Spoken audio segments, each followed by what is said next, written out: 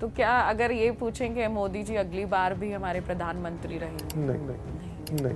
नहीं। ज्योतिष के माध्यम से इतना ज्यादा सच आपको कैसे पता चल जाता है? कि मैंने प्रेडिक्शन करी थी कि 1 मार्च 2026 को यूएस जो है अटैक करेगा ईरान पे। डोनाल्ड ट्रंप के पास कोई दूसरा रुख है ही नहीं कि वो एक तरफ खाई है और एक तरफ कुआं है। 72 घंटे के अंदर अंदर ईरान को लपेट लेगा, पर उसकी वो कैलकुलेशन टोटल गलत हुई। अगर उसने किसी अच्छे ज्योतिष को से पूछा होता तो ये कभी भी नहीं करता।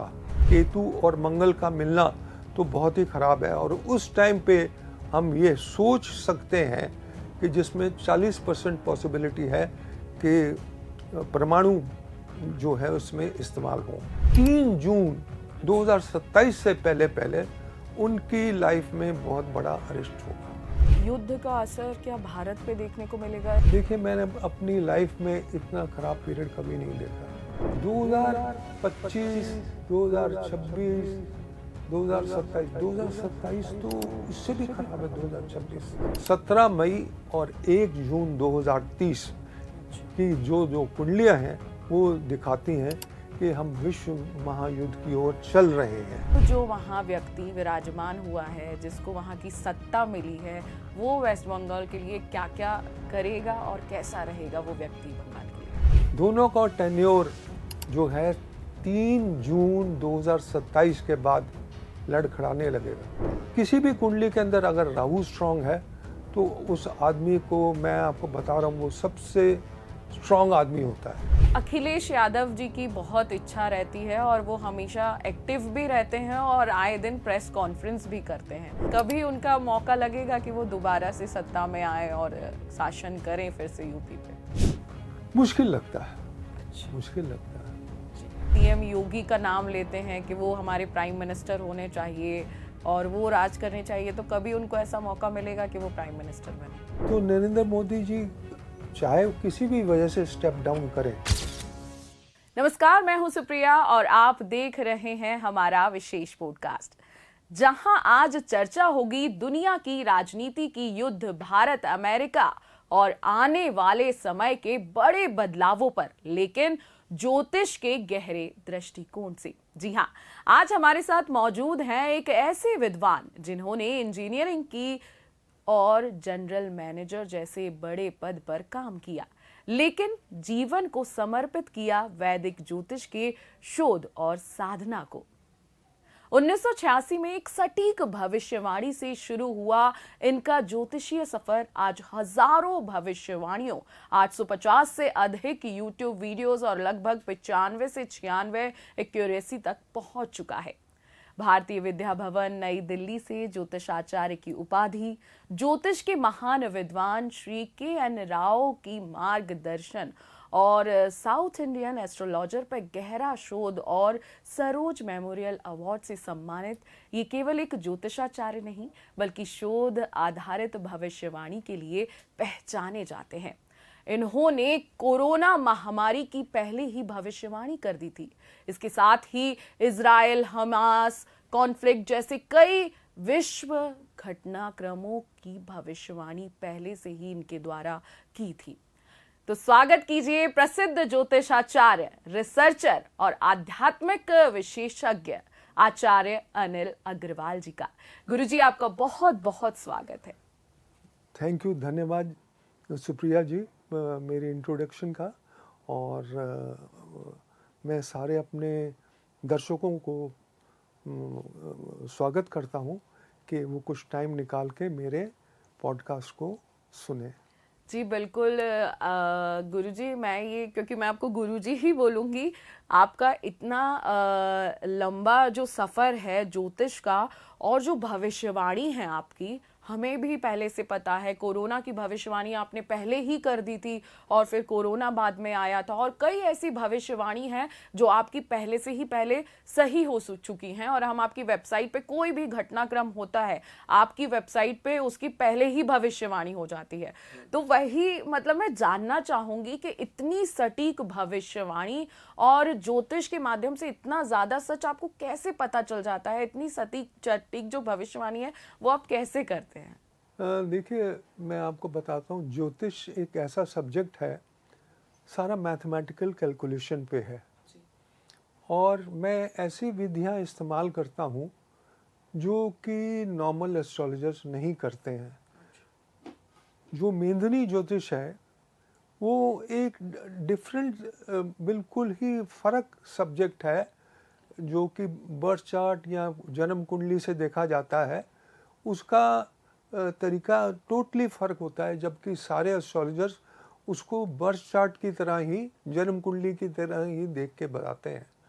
मैं जो सबसे ज़्यादा मेरे सटीक तरीके हैं, जिनको मैं ये भी बोलता हूँ कि वो सीक्रेटिव टूल्स हैं ज्योतिष के, और वो ये है कि किसी भी कंट्री का कोई आपने विश्लेषण करना हो या उसकी प्रेडिक्शन करनी हो, तो उसके लिए 12 संक्रांति चार्ट होते हैं, 24 ल्यूनेशन चार्ट होते हैं, कंट्री का अपना चार्ट होता है, और सबसे ज़्यादा जो पाइसेस न्यू मून चार्ट होता है वो सबसे ज़्यादा ज़रूरी होता है। उसकी वजह ये कि अगर आपको किसी कंट्री का हॉरोस्कोप डिटेल्स नहीं पता कि कब वो जन्मा था, तो वो उस साल की प्रेडिक्शन, उस साल की जितनी भी एक्यूरेसी से प्रेडिक्शन हो सकती है उससे की जा सकती है।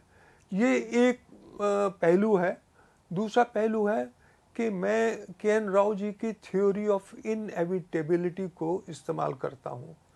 तीसरी है कि मैं उसमें चक्र होते हैं, राशि संघटा चक्र और नक्षत्र संघटा चक्र, मैं उनको इस्तेमाल करता हूँ। और जब भी जो एक्लिप्सेस हैं वो एक बहुत बड़ा राज खोलते हैं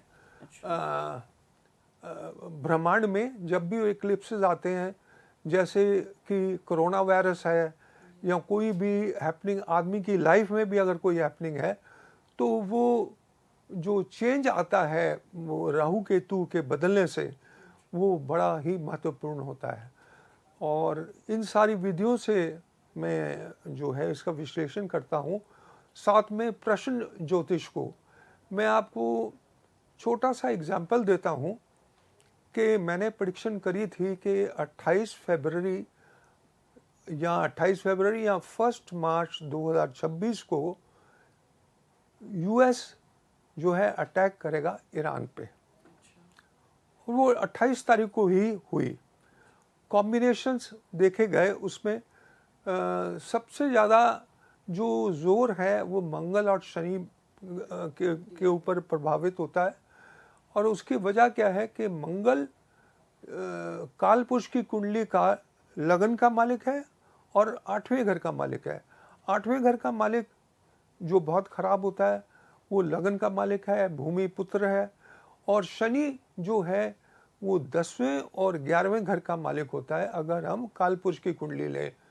जो 11वां घोर होता है उसकी मूल त्रिकोण राशि है और वो वादक है। तो जब भी वो वादक और 8वें घर का जो मालिक आपस में मिलेंगे तो वो बहुत तहस नहस करता है। अगर हम 1983 16 जून 1983 की कुंडली खोलें तो उसमें मंगल शनि इकट्ठे थे और भिंदरवाला ने ओपन मोटरसाइकिल्स पे मर्डरर के साथ में ओपन जो फायरिंग करके लोगों को मारा था। इंदिरा गांधी का जो ब्लू स्टार ऑपरेशन है वो तब भी हुआ था जब मंगल शनि इकट्ठे थे। नेपाल की ट्रेजेडी तभी हुई थी जब मंगल शनि इकट्ठे थे। जॉन एफ कैनेडी के ऊपर असैसिनेशन हुई थी तो वो भी मंगल शनि इकट्ठे थे। तो मंगल शनि अब इस दौरान में, इस साल में वो दोनों इकट्ठे हुए हैं पाइसेस में। अच्छा। पाइसेस राशि जो है वो पानी की राशि है, और पानी की राशि में मैंने अपने अर्लियर पॉडकास्ट में भी बोला था कि एक प्रेशर कुकर विंडो है कि जिसमें प्रेशर डेवलप होगा, और जैसे ही मंगल पानी की राशि को छोड़ के अग्नि राशि में जाएगा, मतलब मेष राशि में जाएगा, और जब तक वो केतु के नक्षत्र में होगा वो बहुत खराब होगा, और वो 30 मई 2030 तक है।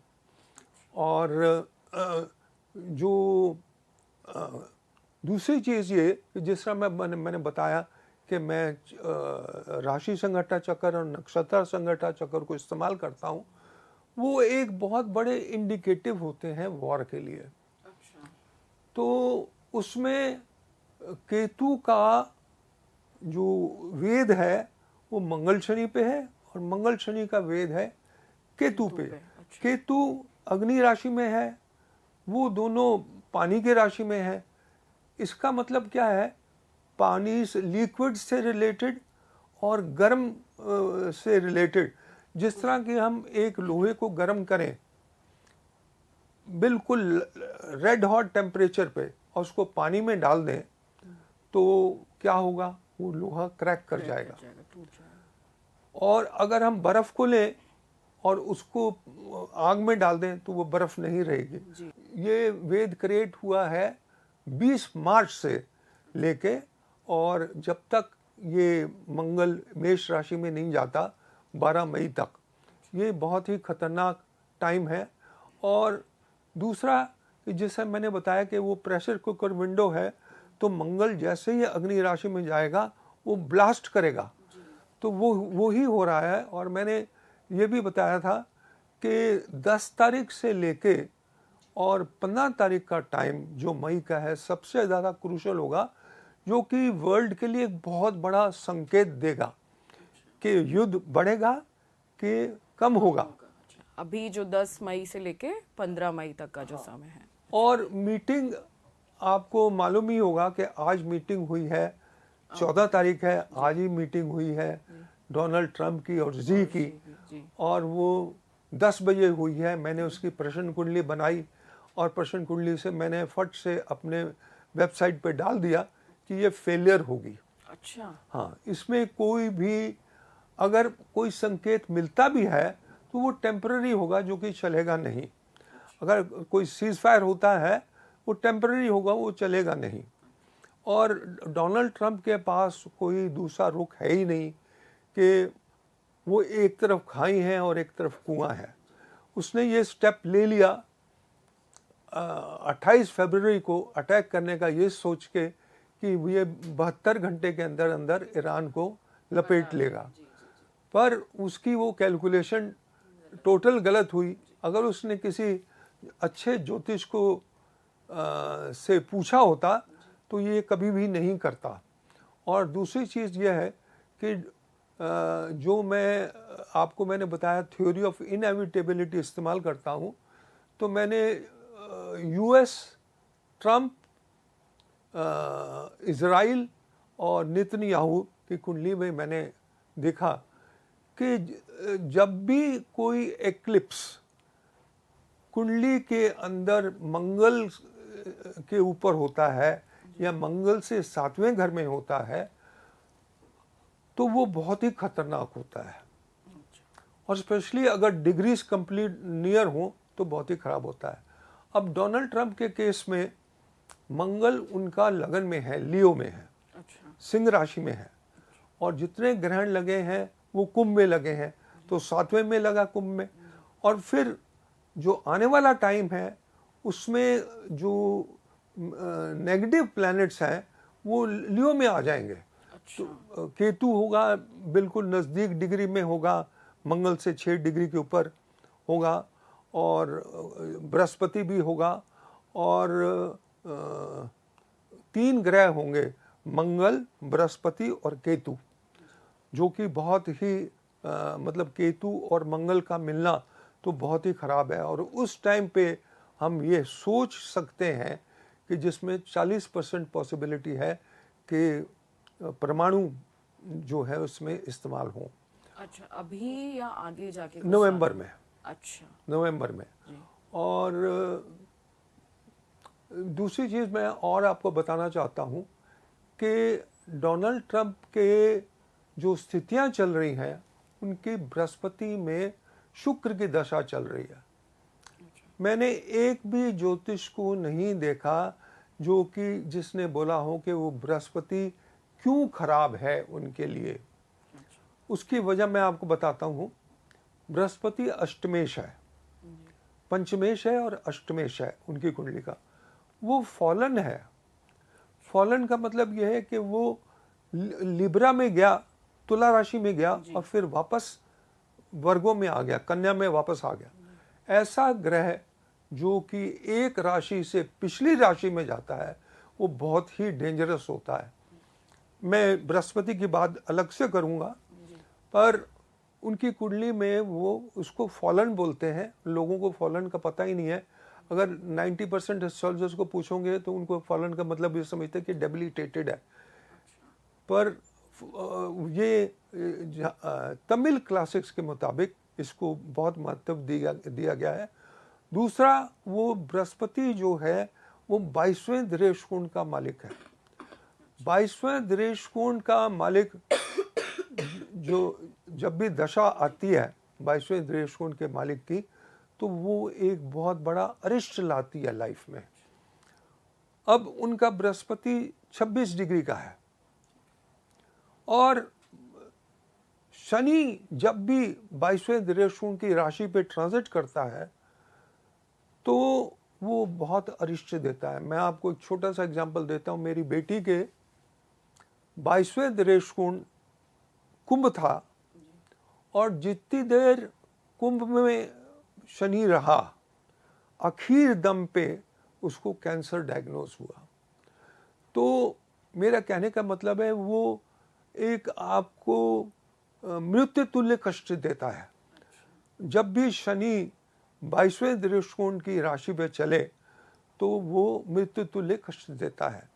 तो डोनाल्ड ट्रंप का भी वही सिचुएशन आ रही है कि 3 जून 2027 से पहले उनकी लाइफ में बहुत बड़ा अरेस्ट होगा। वैसे अगर देखा जाए तो कई देखा भी गया है कि बीच में उन पे हमले भी हुए हैं। लेकिन यहाँ एक बात आती है कि डोनाल्ड ट्रंप अपने आप को फुल पावर में दिखा रहे हैं। ऐसा लगता है कि उनके पास सारी पावर है और सभी देश उनसे जाके मिलते हैं, उनके आगे झुकते हैं।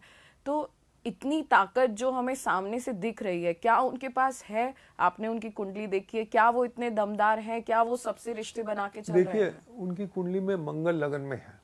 अच्छा। तो वो एग्रेसिवनेस देता है, आदमी एग्रेसिव हो जाता है, वो ही है। परंतु वो भूल रहे हैं कि मंगल के ऊपर एक्लिप्स लगा है। अच्छा। और उसका न्याजा उनको भुगतना पड़ेगा। तीसरी चीज़, मैं मनुस्मृति से जो प्रोग्रेशन चार्ट है मनुस्मृति का इस्तेमाल करता हूँ। उस मनुस्मृति चार्ट में जून 14, 2026 तक इनके 2 बहुत महत्वपूर्ण राजयोग हैं। अच्छा। इसलिए वो एग्रेसिव है। अच्छा। वो राजयोग जैसे ही 14 जून आएगा दोनों राजयोग टूटेंगे। अच्छा। और चंद्रमा नीच का हो जाएगा और वो केतु के साथ होगा।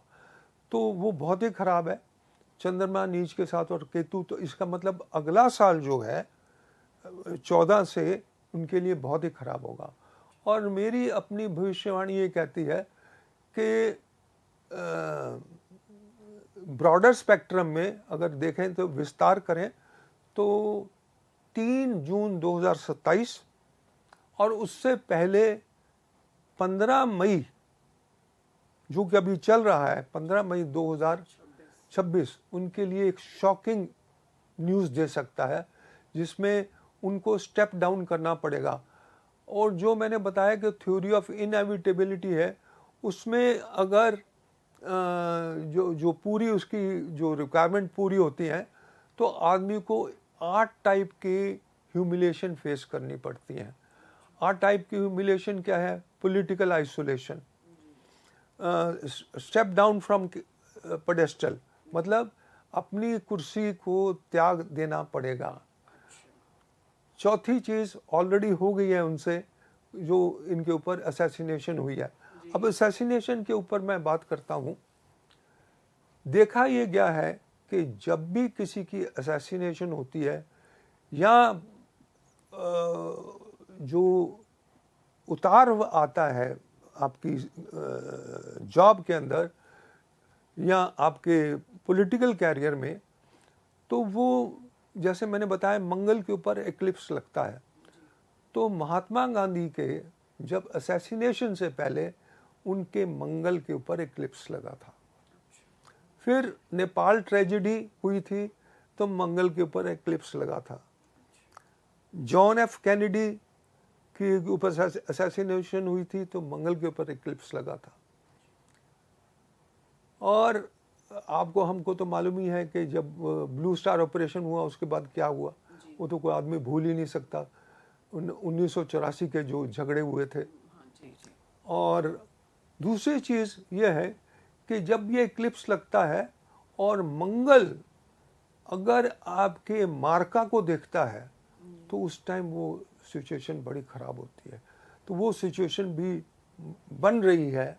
मैं अब नाम नहीं लूँगा, मतलब हिंट ही काफ़ी है कि वो सिचुएशन बन रही है। हाँ, तो इसका मतलब क्या है कि इसका मतलब ये है कि 2026 तो बहुत ही ख़राब है इन लोगों के लिए जो कि बहुत एग्रेसिव होकर आगे चल रहे हैं। ईरान ने उनको एक सबक सिखा दिया है और अब वो अगर स्टेप डाउन करते हैं तो उनकी ईगो हर्ट होती है। अगर वो कंटिन्यू करते हैं तो उनके पास चारा नहीं है, 60 दिन हो गए, अब उसको युद्ध को कंटिन्यू नहीं कर सकते।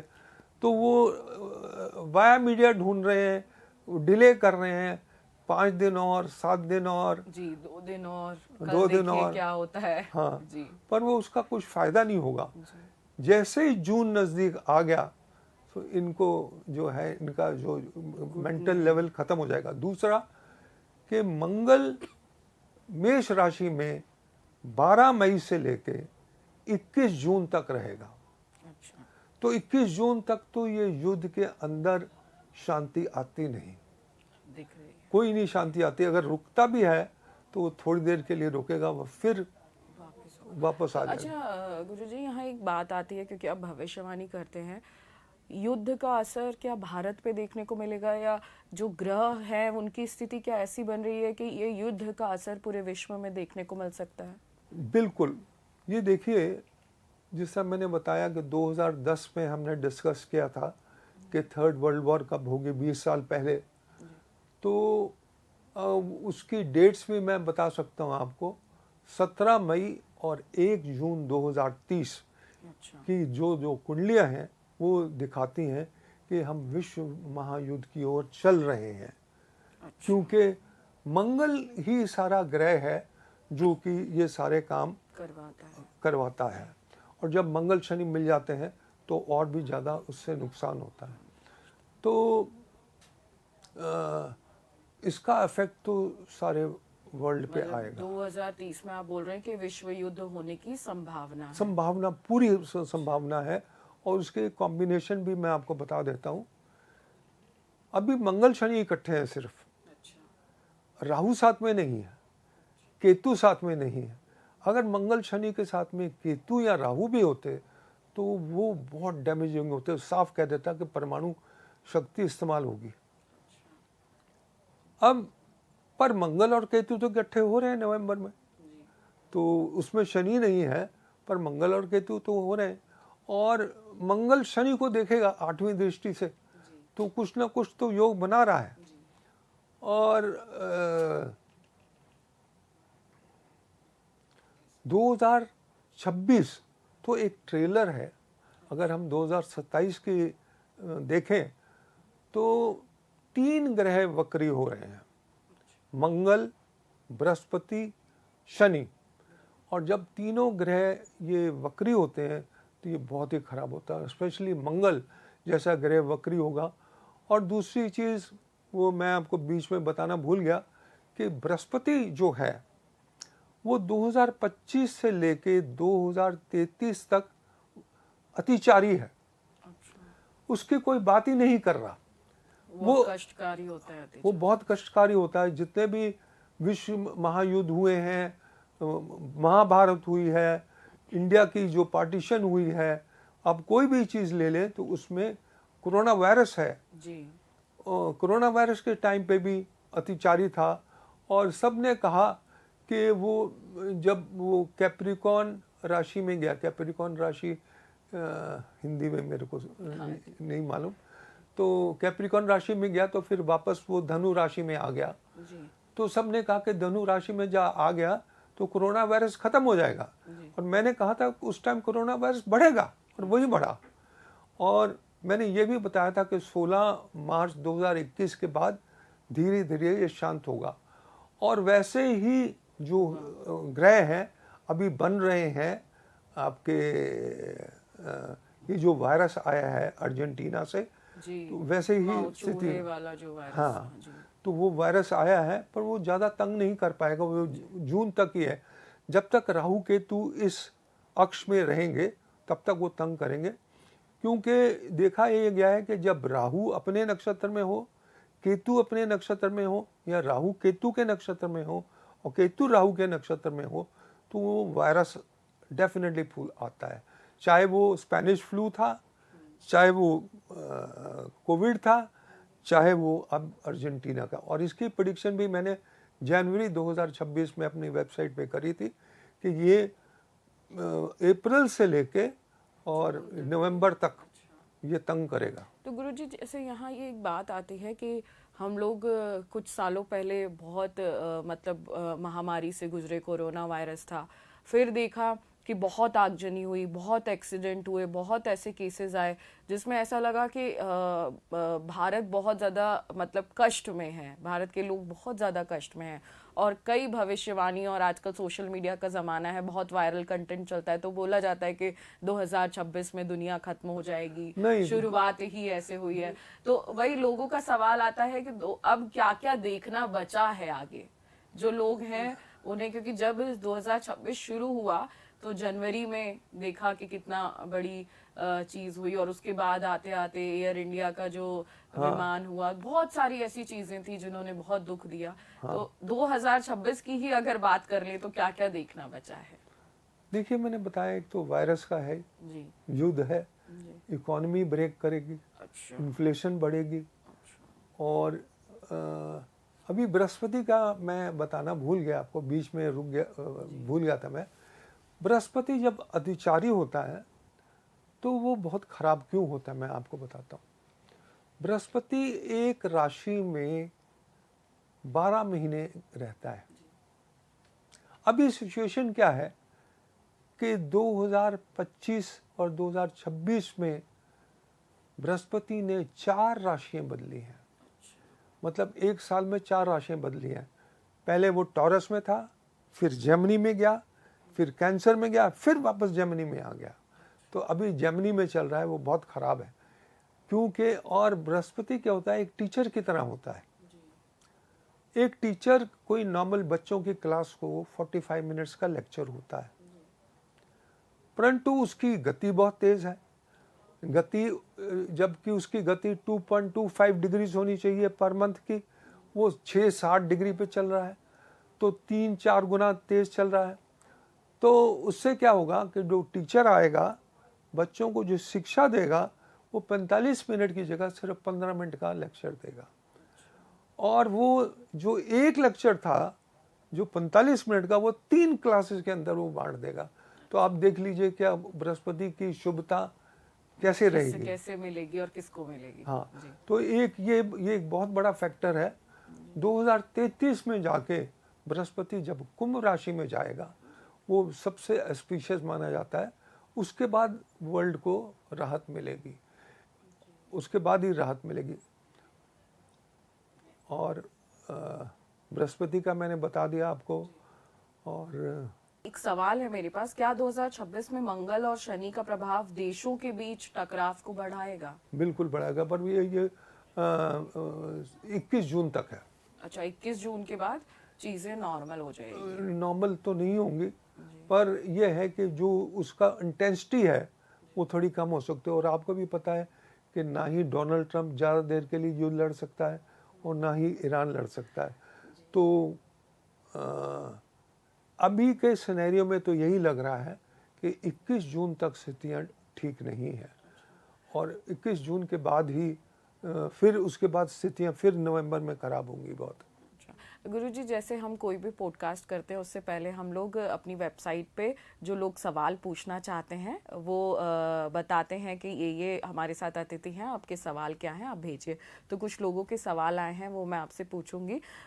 तो इसमें पहला सवाल था कि क्या भारत पर इस युद्ध का आर्थिक या सुरक्षा प्रभाव से कोई असर पड़ेगा? जो कि युद्ध हो रहा है ईरान और अमेरिका के बीच, उस पे भारत पर उसका कुछ असर होने वाला है? उसका असर भी यही होगा कि ऑयल प्राइसेस बढ़ जाएंगे और महंगाई बढ़ जाएगी, पर डायरेक्ट इन्वॉल्वमेंट नहीं होगी। अच्छा, यहाँ एक बात आती है कि अभी हमारे जो पीएम हैं वो कुछ दिनों पहले आए और उन्होंने कहा कि सोना मत खरीदिए, पेट्रोल बचाइए, वर्क फ्रॉम होम करिए। तो आप इसको किस तरीके से देखेंगे? क्या किस और ये इशारा था और क्यों वो ये सारी तैयारी कर रहे हैं? उसका कोई प्रेडिक्शन है आपके पास? हाँ, उनको मालूम है कि आगे रिसेशन आ रहा है। अच्छा। तो और इलेक्शंस तो ख़त्म हो गई जी। तो अब इलेक्शन के पहले उन्होंने ये क्यों नहीं किया? जी। सवाल तो ये है कि इलेक्शन से पहले करते ही, अब इलेक्शन में तो आ गए, अब उसके बाद जैसे भी है। परंतु एक चीज़ मैं नरेंद्र मोदी जी की कुंडली के ऊपर भी एक चीज़ और बताऊंगा। जो मनुस्मृति का जो चार्ट है उसमें सितंबर 2025 से लेके सितंबर 2026 सबसे ज़्यादा चैलेंजिंग टाइम होगा इंडिया के लिए और नरेंद्र मोदी जी के लिए। और परंतु एक चीज़ और डेफिनेटली कहूँगा कि वो एक खुद ऐसे व्यक्ति हैं, बहुत ही पावरफुल व्यक्ति हैं। अभी तक मैं खुद हैरान हूँ कि वो इतना क्लियरली चल रहे हैं और कोई इफ़ेक्ट नहीं आया उनको। और भगवान ना चाहे उनको ऊपर कोई इफ़ेक्ट आए तो उसके बाद सितंबर 2026 के बाद तो वो बहुत स्ट्रांग हो जाएंगे। हाँ, उनकी पार्टी बहुत स्ट्रांग हो जाएगी।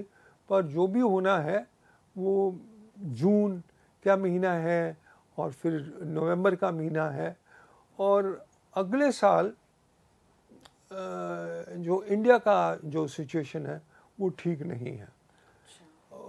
इंडिया जो कि दशा चल रही है मंगल की, नरेंद्र मोदी जी की भी दशा चल रही है मंगल की, बीजेपी की दशा चल रही है मंगल से रिलेटेड, दिल्ली की जो दशा चल रही है वो भी मंगल। तो ये तो अच्छी स्थिति नहीं है। तो ये दर्शाता है कि हमें जैसे ही एरीज में गया है ये मंगल, ये बॉर्डर के ऊपर जो है, हमारे बॉर्डर के ऊपर गड़बड़ हो सकती है। और जैसे कहा जाता है कि मंगल की दशा चलती है तो थोड़ा क्रोध और लड़ाई झगड़ा ये सब बढ़ता है। तो आपने बोला बॉर्डर के ऊपर असर होगा। हाँ। तो मतलब कुछ आतंकवादी हमला या कुछ हाँ, ऐसा देखने को मिलेगा? बिल्कुल, मतलब बॉर्डर पे तनाव होगा। अच्छा, यहाँ से एक सवाल भी आता है कि अभी वेस्ट बंगाल में पूरा सिनेरियो बदल गया। पॉलिटिकल पार्टी इधर से उधर हो गई और वहाँ बीजेपी आ गई। और अगर देखा जाए तो वेस्ट बंगाल के हालात अच्छे नहीं बताए जाते जैसे कि आता था। बहुत ज़्यादा वहाँ लोग परेशान थे, दुखी थे। तो अब जो वहाँ व्यक्ति विराजमान हुआ है, जिसको वहाँ की सत्ता मिली है, वो वेस्ट बंगाल के लिए क्या क्या करेगा और कैसा रहेगा वो व्यक्ति बंगाल के लिए? देखिए जी, जो मुहूर्त चार्ट है उनका ओथ का, उनका 9 मई का है। और जो जोसेफ सी विजय हैं उनका ओथ चार्ट है 10 तारीख का। दोनों ही चार्ट ये दर्शाते हैं जब इतनी खराब स्थितियों में कोई काम हो रहा है तो उनका टेन्योर तो ज़्यादा नहीं है। दोनों का टेन्योर जो है 3 जून 2027 के बाद लड़खड़ाने लगेगा। क्योंकि देखिए, प्रश्न ज्योतिष में ये बोला ये गया है कि जब दो ग्रह इकट्ठे होते हैं तो उनका मिलन डिग्री वाइज हुआ था 20 तारीख से लेके और 20 तारीख से लेके और नहीं सॉरी 13 तारीख से लेके 20 तारीख के बीच में उनका डिग्री कंजंक्शन हुआ था। जब भी वो दोनों ग्रह इकट्ठे होते हैं और उसके बाद कोई भी एक ग्रह दूसरी की राशि में जाता है तो रिजल्ट दे देता है। अच्छा।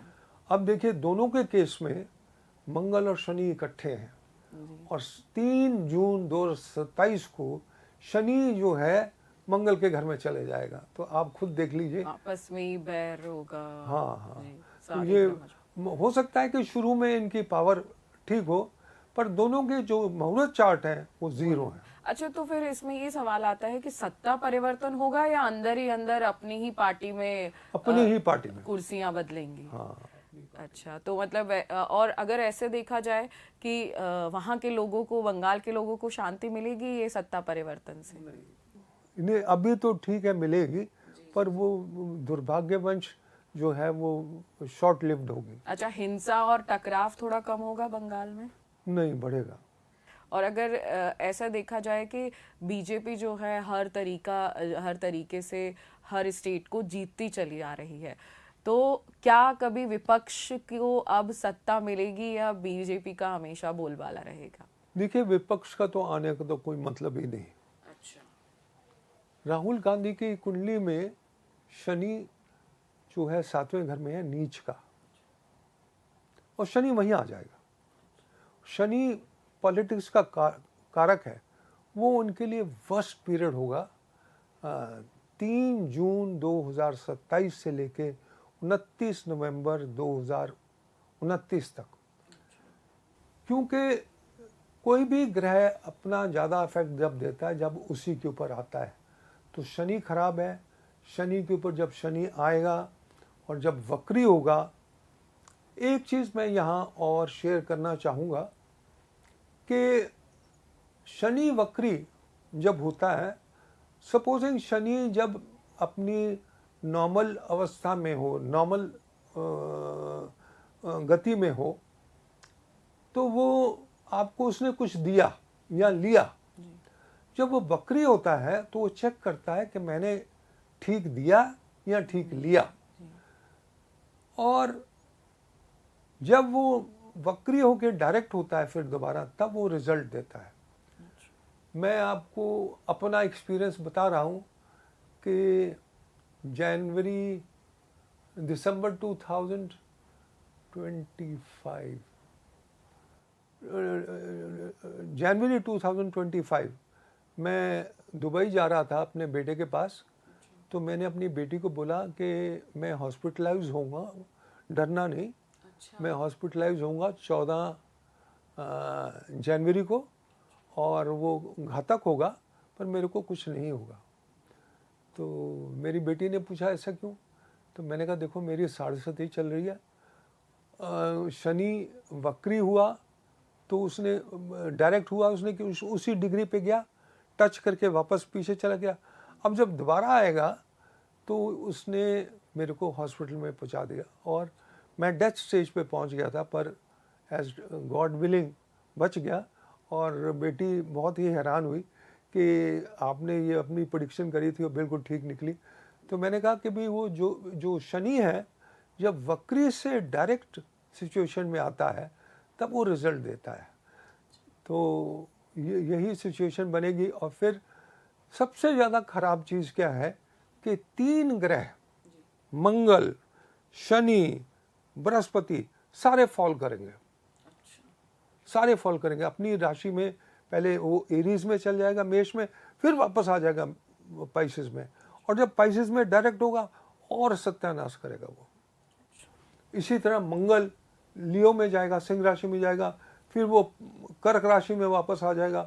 कर्क राशि में वो बृहस्पति के साथ में होगा, केतु के साथ में होगा। अब यहाँ पे मैं एक चीज़ और बताना चाहूँगा कि इंडिया की कुंडली के अंदर टॉरस लगन की कुंडली है और तीसरे घर में 5 प्लैनेट है। तीसरा घर होता है बॉर्डर्स का, इसीलिए कंसंट्रेशन ऑफ एनर्जी तीसरे घर पे है। और तभी हमने देखा कि हमारे यहाँ टेररिज्म ज़्यादा होती है और सब कुछ होता है। तो तीसरे घर के ऊपर एक्लिप्स लगेगा। तीसरे घर पे एक्लिप्स लगेगा जुलाई 2027 27 को।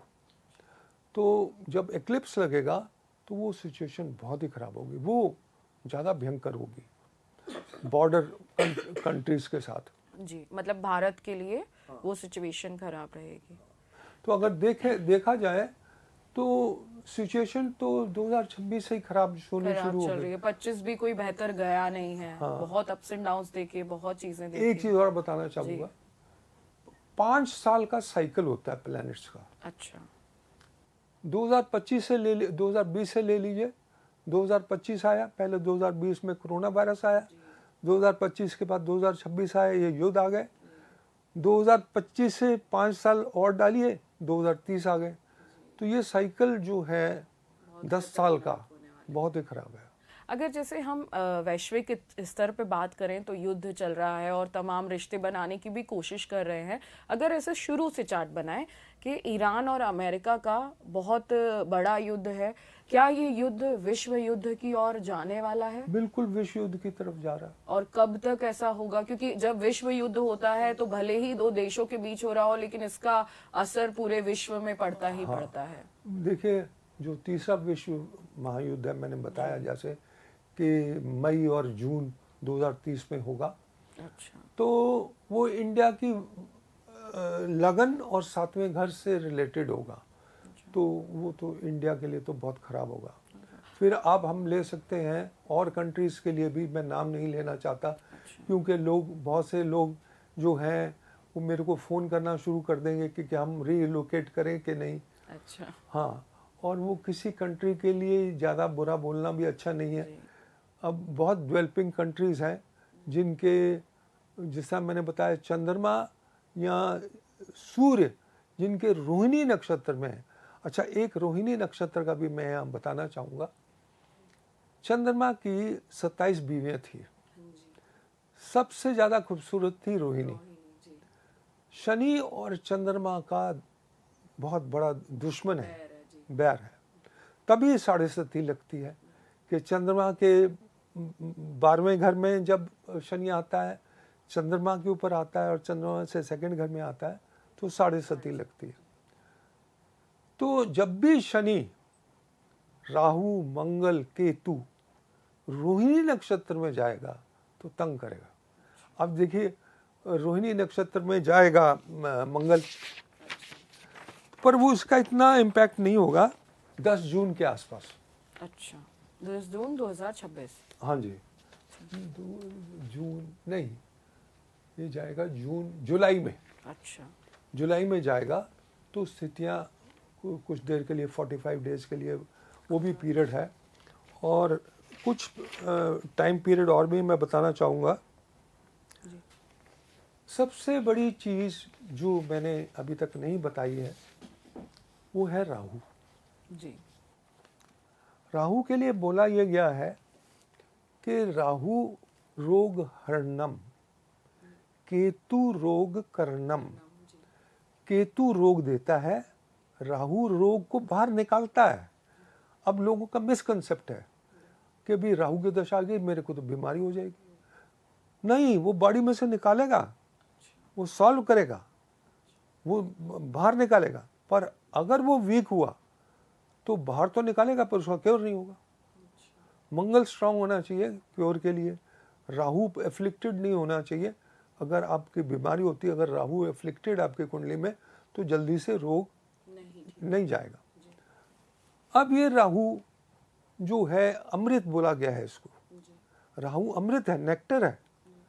किसी भी कुंडली के अंदर अगर राहु स्ट्रांग है तो उस आदमी को, मैं आपको बता रहा हूँ, वो सबसे स्ट्रांग आदमी होता है। अच्छा, स्पेशली जब वो केंद्र या त्रिकोण में हो, 10वें घर में हो, 11वें घर में हो, तो राहु की बहुत स्ट्रांग होता है। पर कोई उसको एफ्लिक्शन नहीं होनी चाहिए। तो अब राहु हर महीने में 2-3 बार या तो वो चंद्रमा से मिलेगा, वो तो मिलेगा ही मिलेगा क्योंकि चंद्रमा रोटेशन आता है।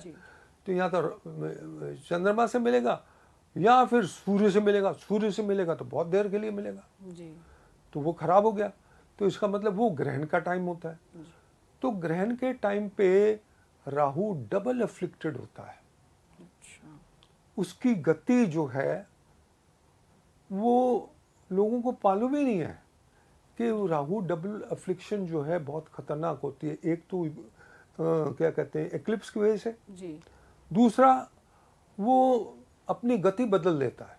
अच्छा। जो गति बदलता है तो वो उसका नेक्टर जो है वो एक सर्प की तरह बन जाता है, सर्प की तरह बनता है और उसको बोलते हैं कि वो सांप से कटा हुआ भी बुरा होता है जब राहु खराब हो तो। जी बिल्कुल। तो वही सिचुएशन अभी बन रही है। इसका नतीजा क्या आ रहा है कि जो हमारे एक्लिप्स लगे 7 सितंबर 2025 को, जी 17 फरवरी 2026 को, जी। 3 मार्च 2026 को, जी। ये सारा इफेक्ट उसी का आ रहा है। अच्छा, जितने और अभी आगे तो और भी लगने वाले ही हाँ, हैं। हाँ। जी जी। तो ये राहु तो छोड़ेगा नहीं। अच्छा, तो अगर ओवरऑल देखा जाए कि युद्ध की स्थिति है, आपने बताई कि चल भी रहा है और ये आगे चलता भी रहेगा, लेकिन हम बात करें जहां हम रहते हैं अपने भारत देश की, तो अगर हमारी राजनीति और पॉलिटिकल पार्टी में जो लोग हैं जो सत्ता संभाल रहे हैं, जो अगर ऐसा कहना गलत नहीं होगा, जो भारत संभाल रहे हैं,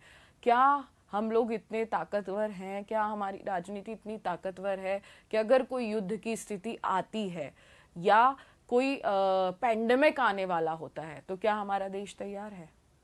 देखिए ये कहना बड़ा मुश्किल है कि जो ग्रहों की स्थिति, देखिए कोरोना वायरस के टाइम पे क्या हालत हुई थी, वो वाली स्थिति तो नहीं आएगी जहाँ तक वायरस का क्वेश्चन है। पर हाँ, टेररिज्म को संभालना मुश्किल होगा, जिसकी वजह से पार्टी का जो इमेज है वो खराब हो सकता है। अच्छा, और मैंने बहुत, जैसे आप भी भविष्यवाणी करते हैं और मैंने बहुत सारे लोगों को सुना है कि कह रहे हैं कि सितंबर में कुछ बड़ा होने वाला है और मतलब ज़्यादा घूमने मत जाइए, ज़्यादा भीड़ भाड़ वाले इलाके पे मत जाइए क्योंकि टेररिस्ट अटैक हो सकते हैं। तो ये सच बात है? देखिए टेररिस्ट अटैक तो मैंने आपको बताया ना कि ये सबसे पहले मंगल जी इंडिया की कुंडली में 12वें घर में जी विराजमान हो गया है। जी। वहां से वो छठे घर को देखता है, चौथे घर को देखता है, 7वें घर को देखता है। तीसरा घर जो मतलब 12वें घर से तीसरे घर को देखेगा तो वो है बॉर्डर जी।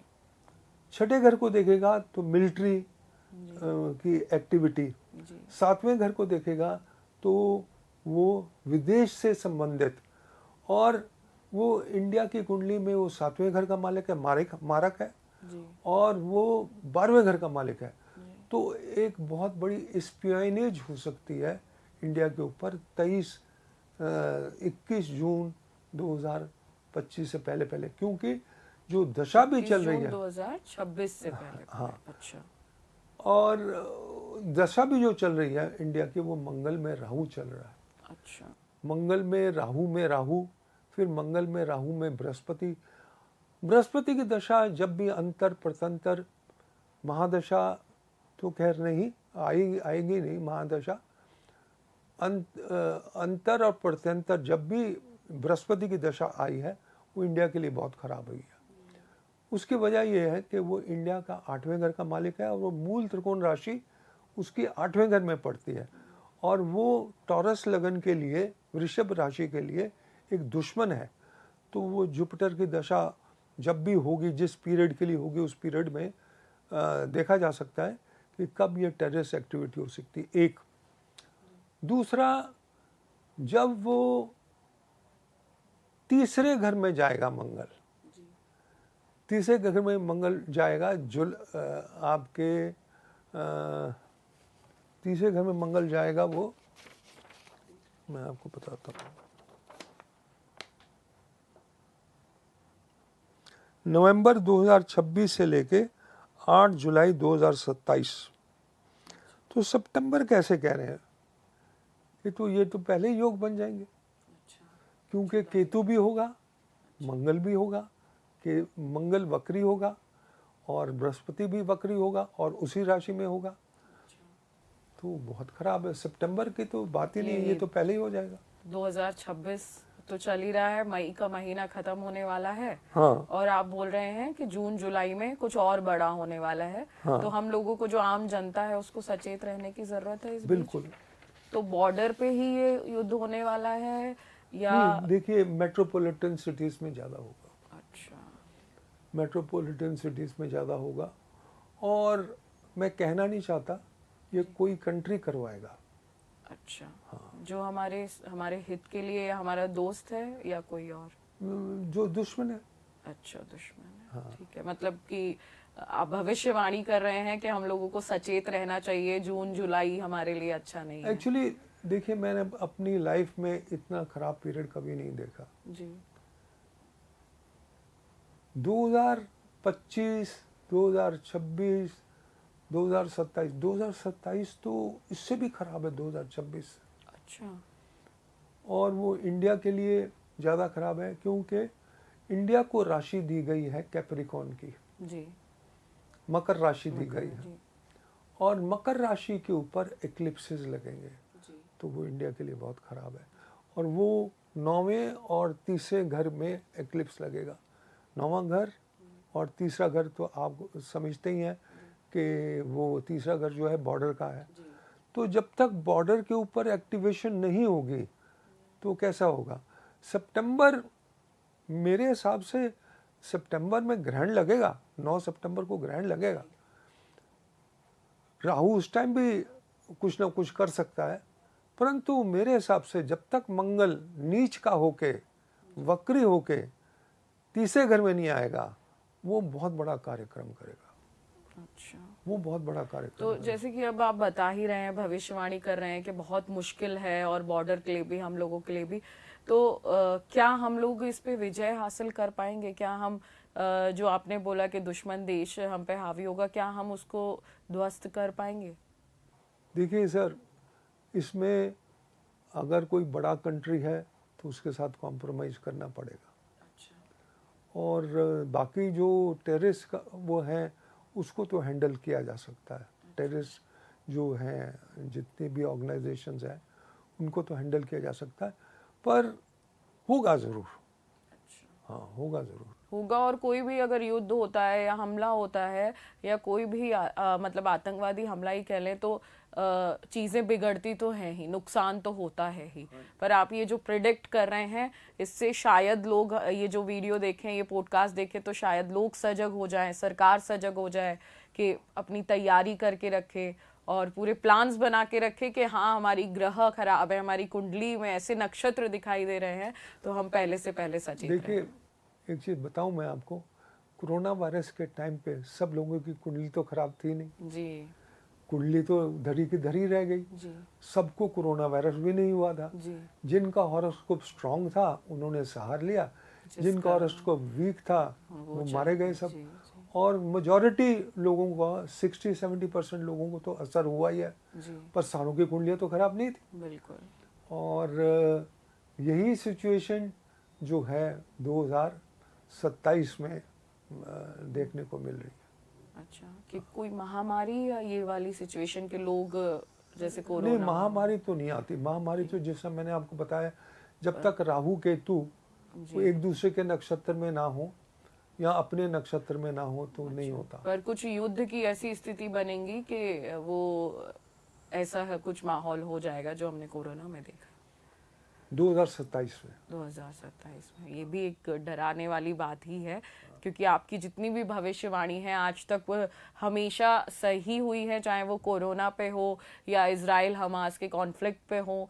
आपकी भविष्यवाणी सही होती हैं, और आप ये नक्षत्र, ग्रह, प्रश्न कुंडली के माध्यम से देखते हैं, तो ये एक डराने वाली बात है बिल्कुल। और कोई ऐसी बात जो आपने प्रिडिक्ट की हो या जो आपने भविष्यवाणी के रूप में देखी हो अभी? देखिए, वो मैंने बताया ना जी, अभी लिटमस टेस्ट है बीजेपी के लिए। बस वो सितंबर तक लिटमस टेस्ट है मोदी जी के लिए भी और बीजेपी के मतलब लिए। संघर्ष का ये दौर संघर्ष का कह टाइम सकते है, हैं। बहुत ही। अच्छा, यहाँ एक सवाल आता है कि क्या कलयुग अपने अब चरम पे है? जैसे आप बता रहे हैं कि 27 भी बहुत हार्ड है और 2030 भी बहुत हार्ड देखिए, रहेगा। अगर हम कलयुग को छोड़ दें जी। तो 2033 के बाद तो बहुत ही अच्छा है। अच्छा 2033 के बाद अगर किसी कंट्री के अंदर कोई रिसेशन आता भी है तो 2032 के बाद 2033 के बाद तो चीज़ें सुधरेंगी। जी। और जब चीज़ें सुधरेंगी तो जो हर चीज़ का काम बढ़ेगा। तो ये सिर्फ आने वाले अगर हम देखें तो 2026 से 2030 4 साल ही हैं। ये नहीं है कि 4 साल दुनिया बंद हो जाएगी या दुनिया खत्म हो जाएगी, ऐसा कुछ नहीं है। लेकिन संघर्ष रहेगा। संघर्ष रहेगा जी। अगर जैसे कि हमने देखा 2025 में भी 2026 में भी बहुत सारी प्राकृतिक आपदा आई, चाहे वो उत्तराखंड में हो, चाहे जयपुर में हो या राजस्थान में हो, बहुत सारी चीजें ऐसी हुई जो हमने देखी। क्या आगे भी हम ऐसा ही कुछ देखेंगे? जब तक मंगल अच्छा केतु के साथ होगा, जब भी मंगल केतु के साथ होगा, मंगल केतु के साथ लियो में होगा, फिर केतु के साथ कैंसर में होगा। और दूसरी चीज़ क्या है कि मंगल जैसे मैंने बताया ना 3 राशियां पार करेगा फिर वापस आ जाएगा, तो वो बहुत ही खराब है वो मंगल। और मंगल जैसा ग्रह अगली राशि में जाके पिछली राशि में आ जाए और वो रेट्रोगेट हो और नीच का हो तो कष्ट देता है, हाँ, दुखी वो करता है। पानी से रिलेटेड कष्ट देगा, डेफिनेटली देगा।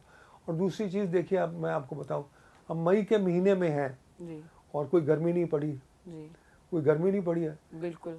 इसका रीज़न भी आपको मैं बता देता हूँ। मंगल जब तक पानी की राशि में था तो उसने ठंड दी और दोनों ग्रह ठंडी राशि में थे।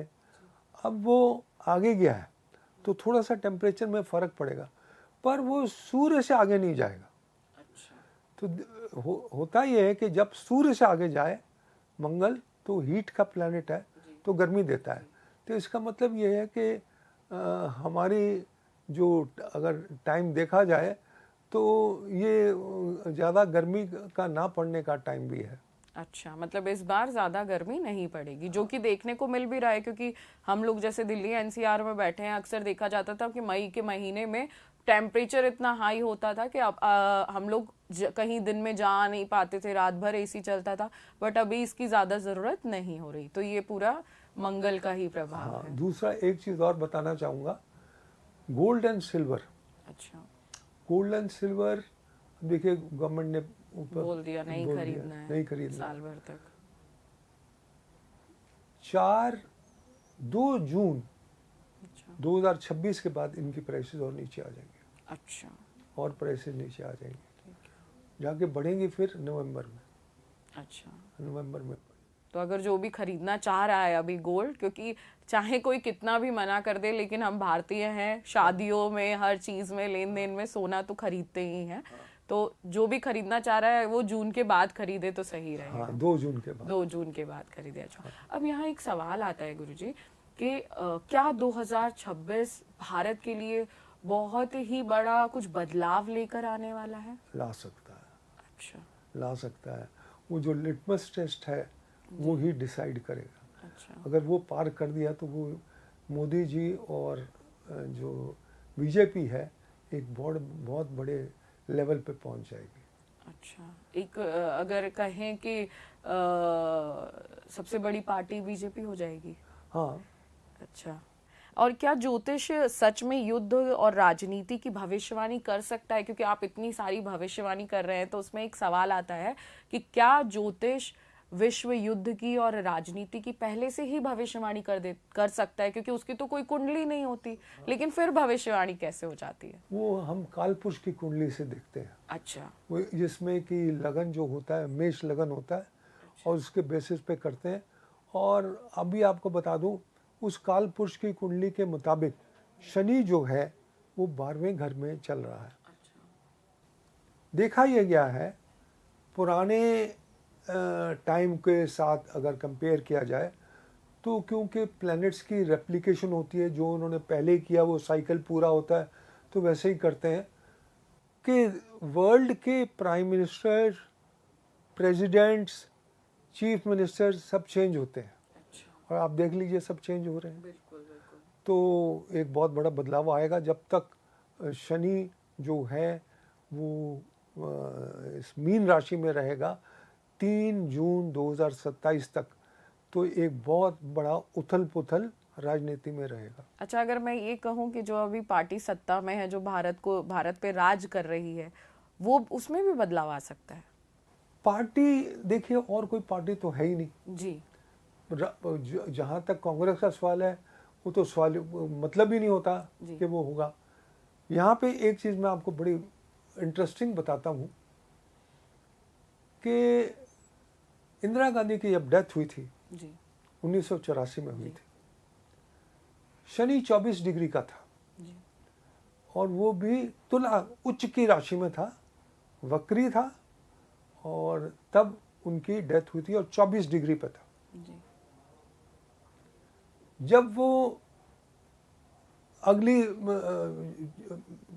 लिब्रा से वो 3 राशियों को देखेगा तो सजिटेरियस में गया, तो फिर कांग्रेस को दिक्कत आई। जी। फिर वो गया क्या कहते हैं, एक्वेरियस में गया, जी। फिर दिक्कत आई। दिक्कत आई। जी। तो कांग्रेस को स्पेशली। जी। जी। और उनका डाउनफॉल जिस दिन इंदिरा गांधी की डेथ हुई थी, तभी से कांग्रेस का डाउनफॉल स्टार्ट हो गया था। जी। आप मान सकते हैं कि 30 साल के बाद, शनि का साइकिल 30 साल का होता है।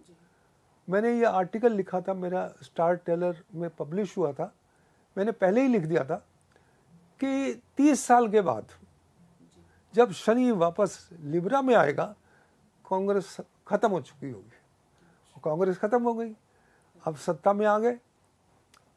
तीसरी राशि को वहां से शनि ने फिर देखा सजिटेरियस में, और वो भी 24 डिग्री पे। जब सजिटेरियस में 24 डिग्री था, फिर बन गए। इक्वेरियस में आया 24 डिग्री में, फिर बन गए। अब क्या है, अब वो जा रहा है मेष राशि में, उसका साइकिल पूरा हो गया और वो नीच का है। तो आगे जो है 3 जून 2027 के बाद जो सिचुएशन जो है क्वेश्चन मार्क है। अच्छा, मतलब आप कह रहे हैं कि जैसी स्थिति खराब है वो और खराब हो जाएंगे। हाँ। अब देखिए, जैसे ही पाइसेस में गया है, इतना स्मूथ सब कुछ चल रहा था, पाइसेस के पास जाने से ही सारी स्थितियां बिगड़नी शुरू हो गई। और ये बड़ा ही इंटरेस्टिंग मैंने देखा है कि, और मैंने ये प्रिडिक्ट कर दिया था मोदी जी का, इसी साइकिल से मैंने प्रिडिक्ट किया था कि इस तारीख को ये ओथ लेंगे, इस तारीख को ये ओथ लेंगे, जब वो 24 डिग्री का हो तब ये ओथ लेंगे। तो क्या अगर ये पूछेंगे मोदी जी अगली बार भी हमारे प्रधानमंत्री रहेंगे? नहीं। और अगर मैं ये सवाल पूछूं, क्योंकि सब सीएम योगी का नाम लेते हैं कि वो हमारे प्राइम मिनिस्टर होने चाहिए और वो राज करने चाहिए, तो कभी उनको ऐसा मौका मिलेगा कि वो प्राइम मिनिस्टर बने? देखिए, अगर वो लिटमस टेस्ट पास नहीं हुआ अभी, अच्छा। तो नरेंद्र मोदी जी चाहे किसी भी वजह से स्टेप डाउन करें, जी। हालांकि चांसेस मैं नहीं कहूँगा कि हैं या नहीं है। अच्छा। तो उस केस में वो डेफिनेटली किसी ना किसी ऐसे आदमी को बैठाएंगे वहाँ पे, ताकि इंडिया का नाम रहे, वर्चस्व रहे, हाँ। और जिसको लोग पसंद करते हैं। हाँ। अच्छा, तो मतलब योगी जी के चांसेस हैं कि वो पीएम बने? हाँ, बन सकते हैं, क्योंकि वो पेट हैं उनके। अच्छा। और चंद्रबाबू नायडू भी बन सकते हैं। अच्छा। हाँ, वो उनका हॉरोस्कोप बड़ा स्ट्रांग है। अच्छा। तो अमित शाह की बात की जाए तो उनकी कुंडली में कुछ ऐसा है कि वो पीएम बनेंगे? उनकी कुंडली मेरे ख्याल मैंने देखी नहीं जी। पर जो मेरी इंट्यूशन कहती है नहीं। अच्छा, ये तो बात आती है, लेकिन अगर देखा जाए, जैसे हमने कांग्रेस की भी थोड़ी सी बात कर ली, अखिलेश यादव जी की बहुत इच्छा रहती है और वो हमेशा एक्टिव भी रहते हैं और आए दिन प्रेस कॉन्फ्रेंस भी करते हैं। कुछ दिन उन्होंने सत्ता के मजे लिए हैं और कुर्सी पे भी शासन किया है। कभी उनका मौका लगेगा कि वो दोबारा से सत्ता में आए और शासन करें फिर से यूपी पे? मुश्किल लगता है। अच्छा। मुश्किल लगता है जी। एक लास्ट चीज मैं बताना चाहूँगा। जी। लोग मेरे को फ़ोन करके पूछते हैं रेमेडीज दीजिए। जी। मैं उनको साफ बोल देता हूँ, रेमेडीज कोई नहीं होती। अगर कोई आदमी बोलता है तो वो आपको ठग रहा है। अच्छा। अब वो कहते हैं, मेरे को बहुत सी लड़कियों का फ़ोन आता है कि वो आप क्या वो बोलते हैं क्रिस्टल्स? है क्रिस्टल्स जो पहनते हैं? नहीं, कि वो कौन सा, वो कोई पूजा करते हैं जिससे कि उसका जो बॉयफ्रेंड चला गया या उसका हस्बैंड चला गया तो उसको वापस ले आएंगे। अच्छा। वो क्या हिंदी में क्या है मेरे को मालूम नहीं। तो कुछ नहीं होता, अच्छा, ऐसा कुछ नहीं है। ऐसा कुछ नहीं होता। जो भी होता है होने से पहले नेचर आपको गाइड करती है। अच्छा। मैंने अपनी लाइफ में टोटल, आपको एक बहुत बड़ा एक्सपीरियंस सुनाता हूँ। जी। मेरी मैरिज जो है वो ये क्या कहते हैं, हिंदी में क्या बोलते हैं उसको, आप इंग्लिश में बोल सकते हैं, कोई दिक्कत ओमन्स, नहीं। अच्छा। ओमन्स एंड शकुन एंड ओमन्स, अच्छा। उसके बेसिस पे हुई। अच्छा। और कोई मानने के लिए तैयार नहीं है कि जो मैंने ऐसा किया कि ऐसा भी कोई कर सकता है। मैंने इंजीनियरिंग करी और मैंने इंडिया के अंदर, दिल्ली के अंदर जो सबसे बड़ी ऑर्गेनाइजेशन थी एस्कॉर्ट्स लिमिटेड को ज्वाइन किया। तो फादर ने कहा अब ये सेटल हो गया है तो इसकी शादी कर देते हैं। तो मैं तब सिर्फ 25 साल का था। तो वो उन दिनों में हिंदुस्तान टाइम्स में ऐड देते थे। तो अब वो हमारा साउथ दिल्ली में रहना, लड़का अच्छा क्वालिफाइड है, अच्छी कंपनी है। तो मैं जब ऑफिस से आता था 6 बजे के करीब आता था तो लोग वेट कर रहे होते थे मेरे लिए। अच्छा, देखने के लिए। हाँ, कोई 6:30 बजे आ रहा है, कोई 7:30 बजे आ रहा है। तो मैंने फादर को एक दिन बोला, मैंने कहा मेरे को ना अंदर से कोई फीलिंग नहीं हो रही अच्छा, कि मैं इनकी किसी लड़की को देखूं और उसको रिजेक्ट कर दूं। मैंने कहा मैं नहीं देखूंगा, जब तक मेरा अंदर से दिल नहीं मानेगा मैं नहीं देखूंगा। जी। चाहे मेरे को एक ही लड़की दिखी और मेरे को पसंद आ गई, मैं कर लूंगा। अच्छा। क्योंकि मैं ना बड़ी लॉजिक से मैंने अपनी लाइफ मैंने देखा है, जी है। तो मैंने फादर को बोला, मैंने कहा देखिए ऐसा है, बहुत परेशान हो गया हूँ मैं, अब ये बंद कर दीजिए। अब ये संडे आ रहा है, लास्ट संडे को ऐड दे दीजिए, अगर होती है शादी तो कर लेंगे, नहीं तो पोस्टपोन कर देंगे 6 महीने के लिए। संडे का ऐड डला है और उससे पहले के जो ऐड से किसी ने फ़ोन किया फादर को, तो फादर ने 11 बजे का टाइम उनको संडे का दिया, अक्टूबर का टाइम था 1973। तो मैं अपनी दादी के साथ बाहर कॉट लगा के हम सोते थे उन दोनों में, मच्छरदानी लगा के। तो मैं उठा तो मेरी ग्रैंडमदर भी उठी साथ में। तो मैंने देखा एक गाड़ी ऐसे करके गई और एक गाड़ी फिर वैसे करके गई और पीछे एक लड़की बैठी। मैंने उसको देख लिया, खूबसूरत थी, आपने तो मिले ही उनसे। जी जी जी बिल्कुल। तो मेरी रिक्वायरमेंट जो है उसी टाइम फुलफिल हो गई। अच्छा। मैंने कहा नेचर ने मेरे को सवेरे सवेरे क्यों दिखाया, अच्छा। सवेरे सवेरे क्यों दिखा दिया। और मैंने पहली चीज़ जो देखी है उस लड़की को देखा है। अच्छा। और आज ही मैंने एग्री किया है कि मैं करूँगा शादी। तो मैंने अपनी दादी को बोला कि जहाँ भी होंगे दिल्ली में वो 35 मिनट के अंदर पहुँच जाएंगे। अच्छा। वो वेस्ट दिल्ली में रहते थे, पूसा रोड पे। तो उनका आ गया, बस 35 मिनट के बाद फ़ोन आ गया। अच्छा। तो मेरे फादर गए वो थे सैर के लिए, तो मैंने फ़ोन अटेंड किया। तो मेरे को लगा ये वही पार्टी ने फ़ोन किया है। अच्छा। तो जब फादर आए तो मैंने कहा जी किसी की अपॉइंटमेंट रखी हुई है। उन्होंने कहा हाँ। मैंने कहा वो कैंसिल कर दो, इनको जो जिनसे अब इनसे बात करो और इनको बुलाओ। अच्छा। वो आए तो मैंने नौकर को बोला जाके देख के आओ ये गाड़ी क्या वो डबल कलर की है। कहने लगे हाँ जी डबल कलर की है। मैंने कहा एम्बेसडर है, कहने लगे हाँ जी एम्बेसडर है। मैंने अपने पेरेंट्स को बिना देखे वो किसी, मैंने कहा मैं यहाँ शादी कर लूँगा। I will marry this girl I've seen in the morning. Nature has shown me this woman. Why this woman? Logic. Nature का मतलब I could communicate with nature.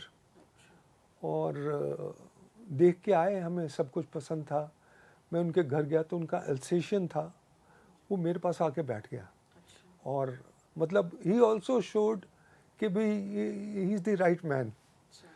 तो मेरे को भी अच्छा लगा, तो मैंने शाम को वापस आए तो मैंने फादर को कहा, मैंने कहा वो लड़की वाले हैं, उनको फ़ोन कर दो प्लीज़।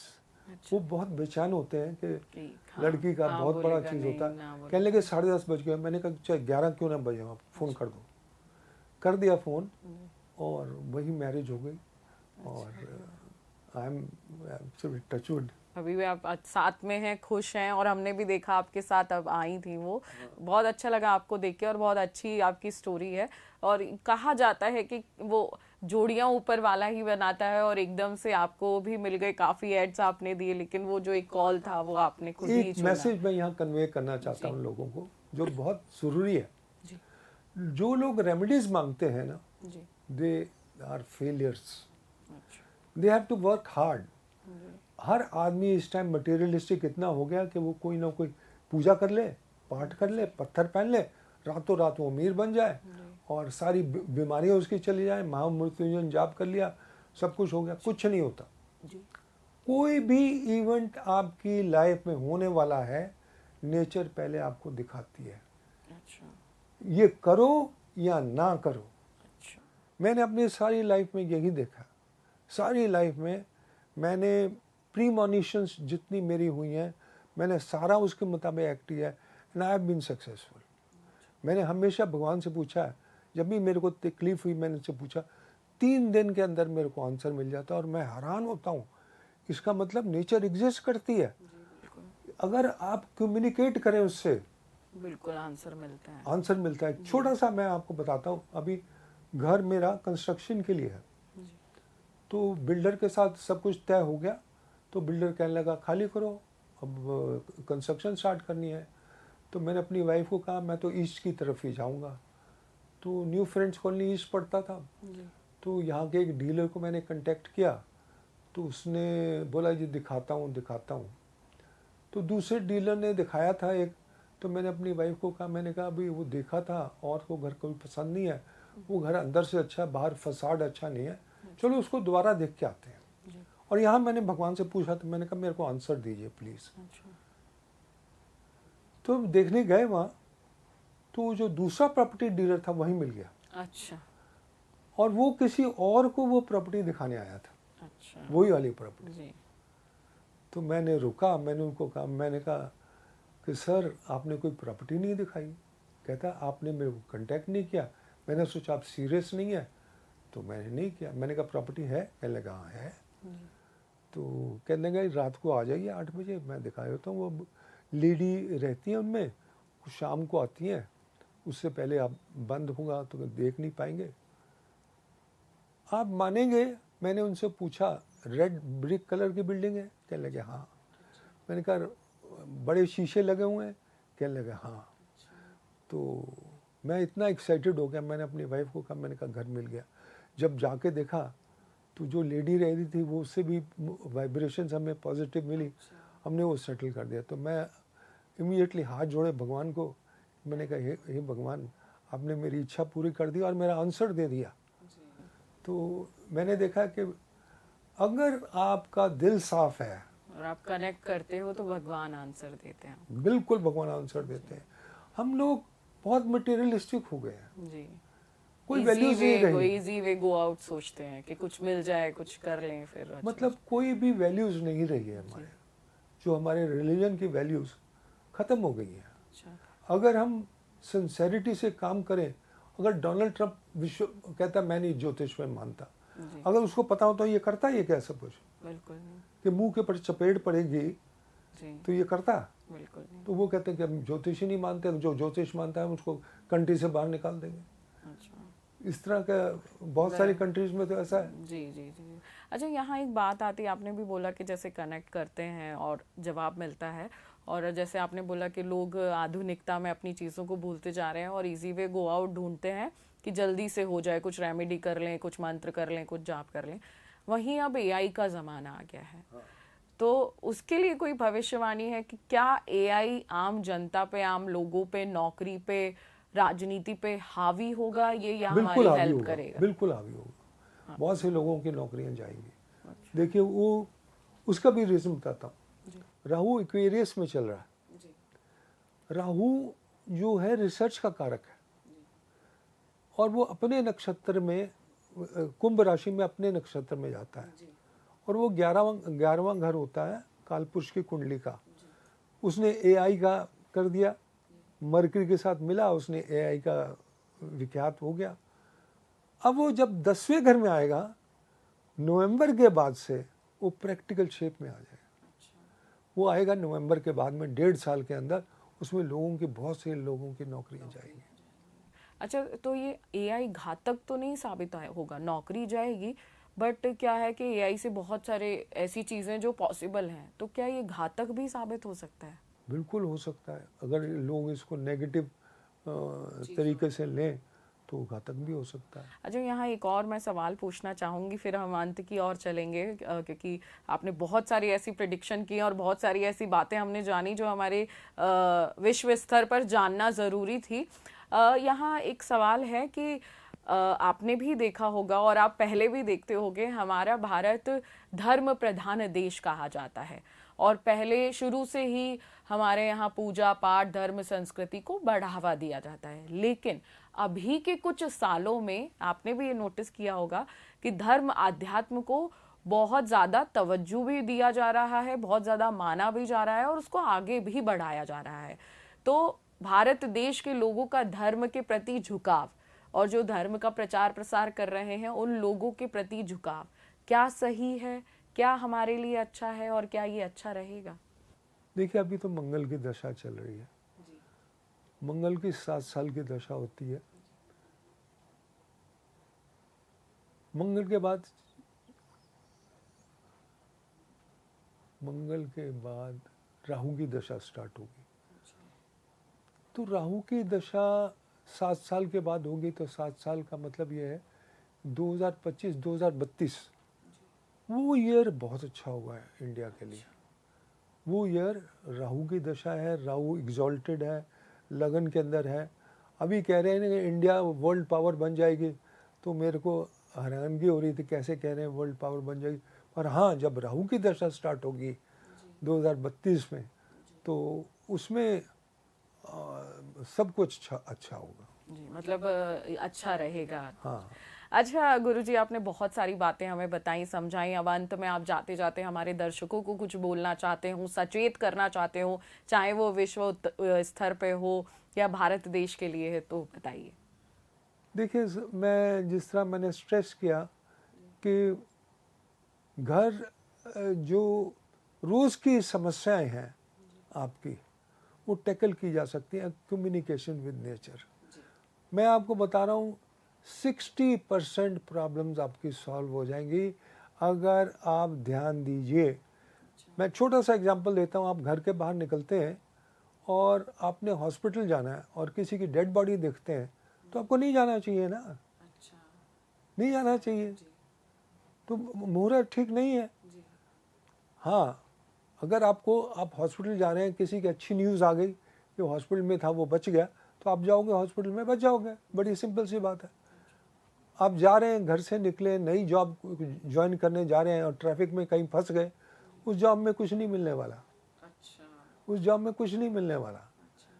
वो तो देखिए, यही तो नेचर का, जैसे कि इसको ये इस चीज में ले सकते हैं कि आपदा आई है, बाढ़ आई, तूफान आए, उत्तराखंड में बहुत सारे, एक गांव का गांव ढह गया, तो वो एक संकेत था कि आप आधुनिक जीवन जीने के लिए आप कंस्ट्रक्शन कर रहे हैं लोगों की सुविधा के लिए, लेकिन ये आपके लिए ही मुश्किल पैदा कर सकता है।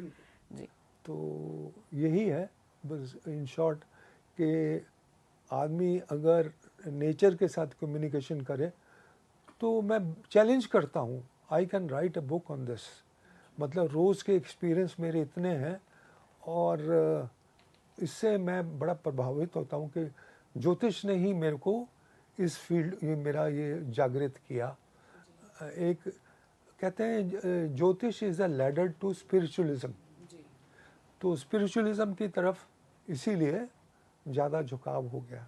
बिल्कुल गुरुजी, आपने आज हमें समय दिया और इतनी सटीक और अच्छी अच्छी भविष्यवाणियों के बारे में आपने बताया और साथ ही हमें चेताया कि हम लोगों को थोड़ा सावधान होने की ज़रूरत है, थोड़ा सतर्क होने की ज़रूरत है, क्योंकि जो हमने समय देखा है उससे भी कठिन समय हमारे ऊपर आने वाला है। तो आगे भी हम आपसे और भी भविष्यवाणी जानते रहेंगे, आपसे मुलाकात होती रहेगी। आज आपने हमें समय दिया और इतनी सटीक जानकारी दी और एक बहुत अच्छा मैसेज दिया कि जो आपको जीवन में आसानी चाहिए तो आप प्रकृति से जुड़िए, प्रकृति आपको संकेत देगी, ना कि कोई उपाय या रेमेडीज।